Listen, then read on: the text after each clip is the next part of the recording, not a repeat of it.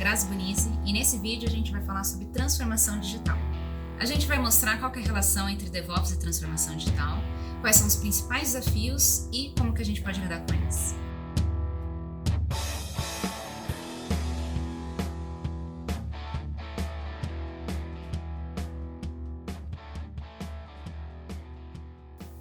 Um amigo uma vez me disse que para trabalhar com DevOps a gente precisa ser terapeuta. E isso é interessante porque quando a gente lida com DevOps e transformação, a gente lida com pessoas que vão ter comportamentos diferentes perante a mudança. Outra frase que isso me lembra é pessoas mais que processos, mais que ferramentas. Porque sem pessoas, os processos não vão ser seguidos e as ferramentas não vão ser utilizadas.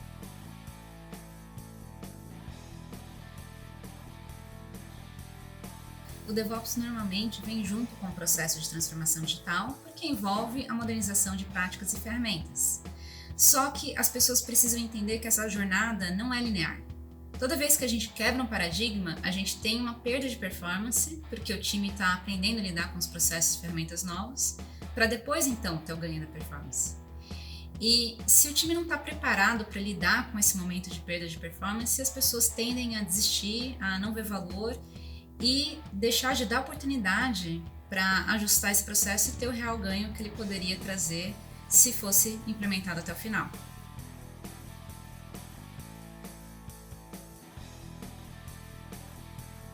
Os desafios começam nas diferenças de perfis de pessoas.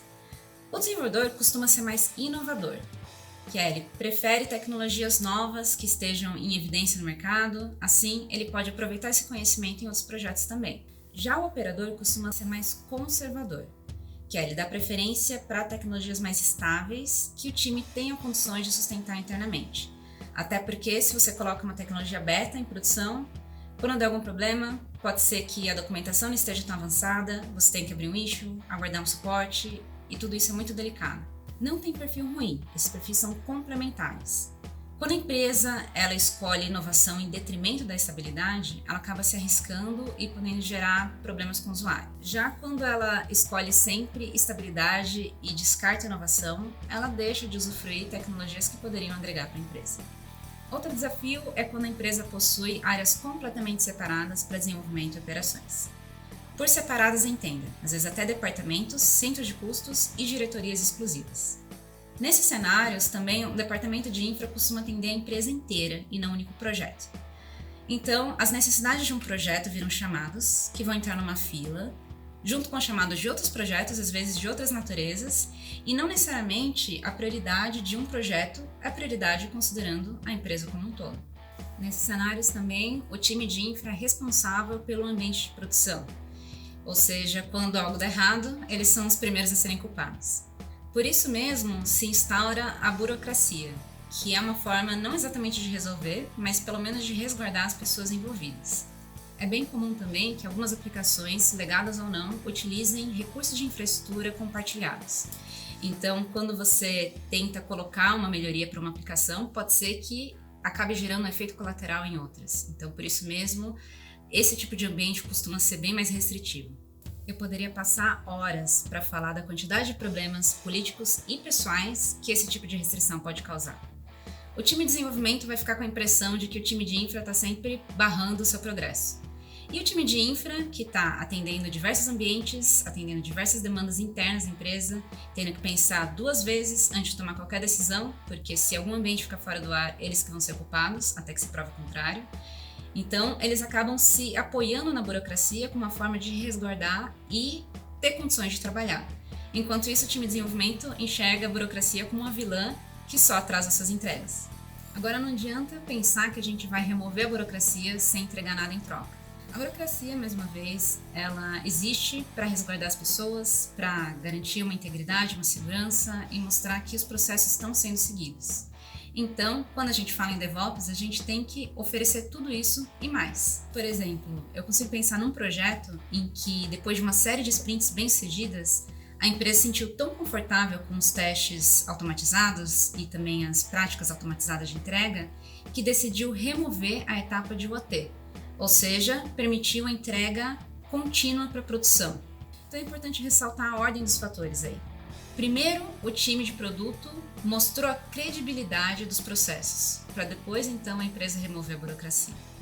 E é isso que a gente recomenda também com as práticas de DevOps nesse cenário. Então, primeiro, escolhe um projeto piloto, implementa essas práticas, mostra os resultados comprovados para a empresa, para depois ir expandindo para outros projetos e outras áreas. Outra recomendação é que alguns representantes do time de operações participem dos plannings ou dos groomings, ou acompanhem as atividades de planejamento de alguma forma, para poder antecipar necessidades tanto de infra, por exemplo, aumento de capacity, aquisição de mais recursos, ou então de operações mesmo, seja alocação de profissionais com determinada especialidade para atender alguma demanda de aplicação. Outro desafio bem importante é a resistência a mudanças, que é uma característica natural das pessoas. Por exemplo, a pessoa pode se sentir frustrada por ter tentado propor melhorias anteriormente e não ter sido ouvida, ou então ela pode se sentir intimidada com os processos e ferramentas novos porque ela domina os atuais e sabe que vai ter uma perda de performance enquanto estiver aprendendo a utilizar os processos novos. Ou então ela está com receio de perder emprego por causa das automações, ou mesmo ela está desmotivada por motivos pessoais e não está no melhor momento para contribuir. Outra coisa que precisa ficar clara é que se a empresa está passando por esse processo de transformação digital, está implantando as práticas DevOps, é porque ela enxerga a necessidade de mudança. Ou seja, por um ou mais motivos, ela enxergou que os processos e ferramentas atuais não estavam sendo eficientes o suficiente e decidiu mudar. E isso só vai acontecer, ou melhor, vai acontecer de qualquer forma, mas vai ser mais fácil se as pessoas colaborarem. E outra coisa, as pessoas não necessariamente vão perder o emprego. Todo processo novo, toda automação, toda ferramenta precisa ser configurada para atender à realidade da empresa. Isso é um processo contínuo, não é uma coisa que a gente vai fazer uma vez e que vai servir para o resto da vida. A gente precisa constantemente validar os processos e automações e fazer melhorias, e para isso só as pessoas que entendem bem de como as coisas funcionam vão poder ajudar.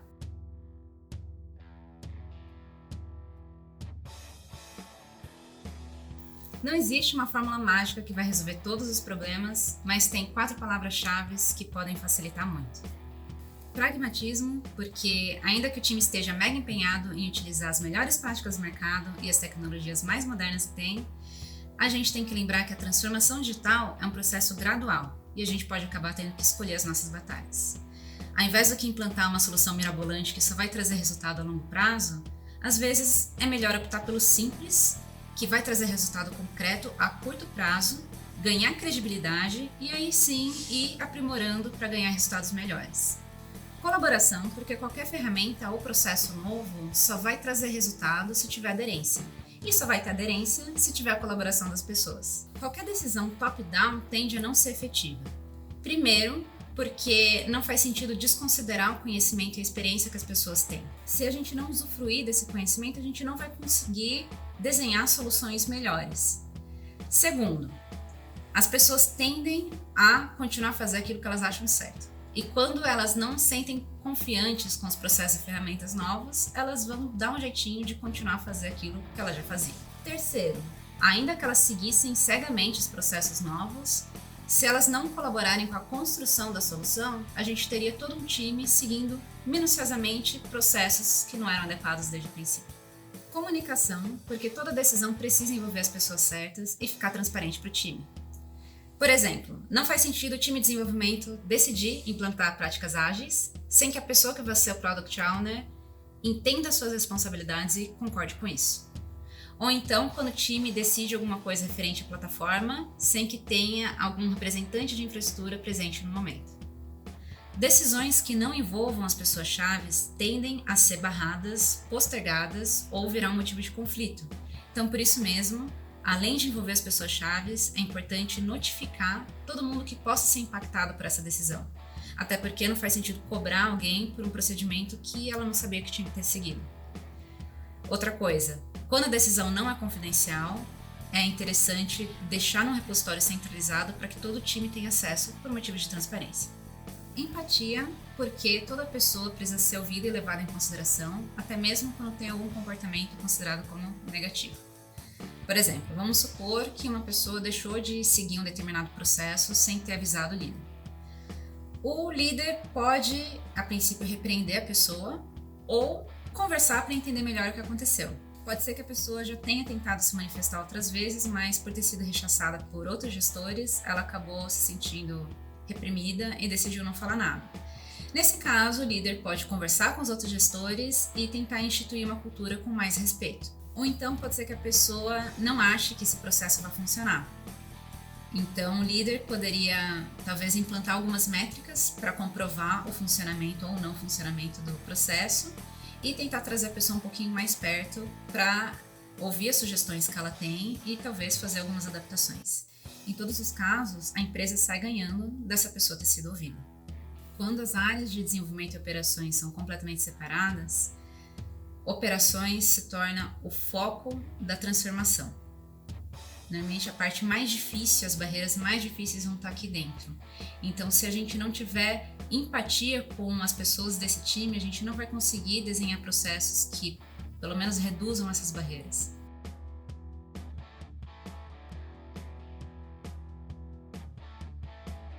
Desenvolver pragmatismo, colaboração, comunicação efetiva e empatia não são coisas fáceis, mas tem 2 livros que eu quero recomendar que podem auxiliar esse processo.